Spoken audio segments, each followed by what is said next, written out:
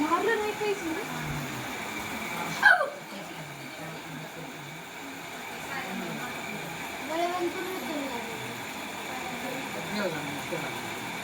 आता बरोबर कसं चाललं होईल घरा आपण ठीक आहे आता बस चाललं म्हणा दुकानात कधी टाकलं म्हणा